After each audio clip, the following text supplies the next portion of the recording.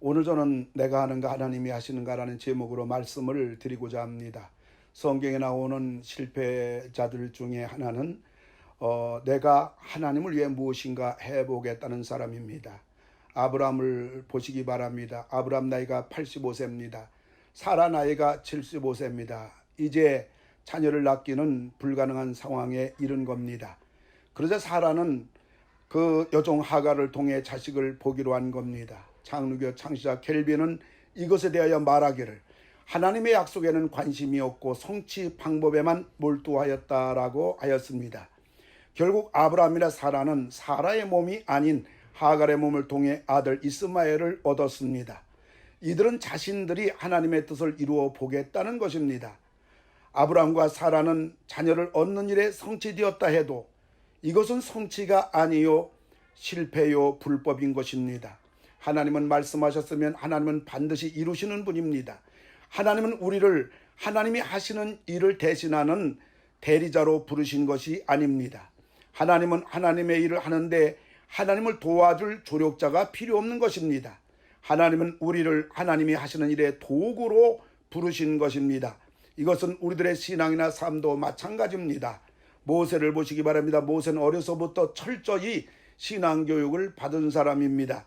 그리고 모세는 애굽의 학문을 이수했고 왕의 아들이었습니다. 그러나 이스라엘 민족은 노예요 못 배운 자들이었습니다.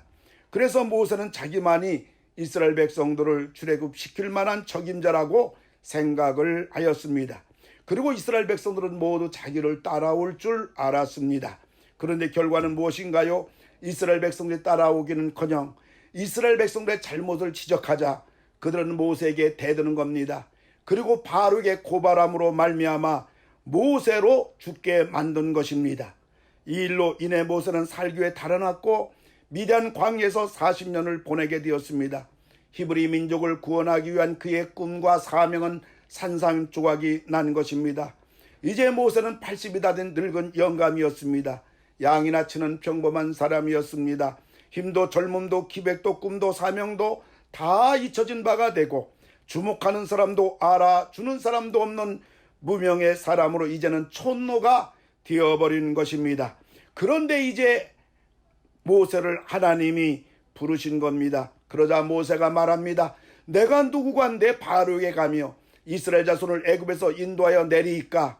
나는 할 수 없는 자이고 그런 생각과 꿈을 접은 지 오래되었고 지금은 양이나 치는 늙은이인데 내가 무엇을 할 수 있으며 혹 하나님이 하라고 해서 순종한들 누가 따라올 수 있겠습니까? 라고 모세는 말하는 것입니다.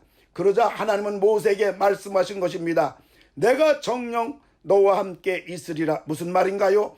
하나님이 할 것이란 말입니다. 우리는 하나님 말씀 앞에 놓여 있습니다. 하나님의 약속 앞에 놓여 있습니다. 하나님의 명령 앞에 놓여 있습니다. 성령의 요구 앞에 놓여 있습니다. 직분의 요구 앞에 놓여 있습니다. 그러나 그 어떤 것도 내 힘으로 할 수 있는 것은 하나도 없습니다. 하나님이 하셔야 됩니다. 물론 우리들은 가만히 있으라는 말은 아닙니다. 분명 하는 것은 나지만은 하나님이 하고 계신 것임을 알라는 말입니다. 나는 그냥 도구일 뿐입니다. 나는 그냥 통로일 뿐입니다.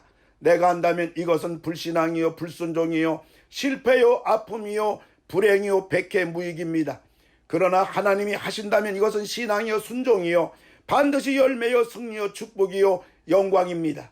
그러므로 사도 바울은 담대히 외쳤던 겁니다. 빌립보서 4장 13절에 내게 능력 주인 자 안에서 내가 모든 것을 할 수 있느니라.